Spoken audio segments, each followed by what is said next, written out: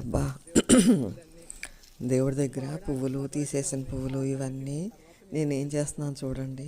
వినాయక చవితి కాదు, ఏ పండగైనా రానియండి, మామిడాకులు మర్రాకులు ఏమున్నా సరే మొత్తం అన్నీ కాస్తంత ఎండబెట్టేసి కొంచెం వేసేస్తానండి.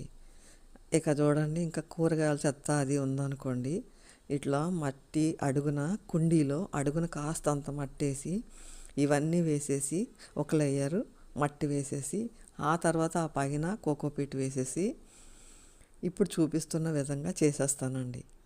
ఇంకా ఎంత ఖాళీ ఉందండి, పావు వంతు నేను వేసినట్టు, మిగతాదంతా పైన కుండీ అంతా ఖాళీయే కదా, ఆ పైన నేను వేస్తానన్నమాట. మట్టి వేసేసి మనకి ఏ మొక్క నాటుకోవాలనుకుంటే ఆ మొక్క నాటుకుంటాను. లేదా ఇలాగే ఒక లేయర్ మొత్తం కుండీ అంతా కూడా మనకి ఒక్కొక్కసారి వేసేసుకుని ఆ పైన మట్టి వేసుకొని తర్వాత దాని జోలికి పోను.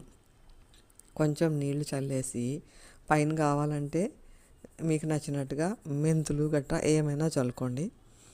అయ్యే చక్కగా మొలకలు వచ్చేసి చక్కగా మెంతికూర వచ్చేస్తుంది. లేదంటే అట్లాగే అణిగిపోతే మళ్ళీ ఒక లేయర్ వేస్తాను. అలా చేయండి, నేనైతే అలా చేస్తాను.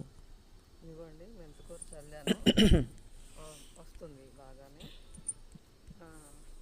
ఇంకా డ్రైన్ వాటర్ ఉంటే కూడా చుక్క కింద బకెట్ పెడతాను, అవి మళ్ళీ మొక్కలకి డైల్యూట్ చేసి. అబ్బా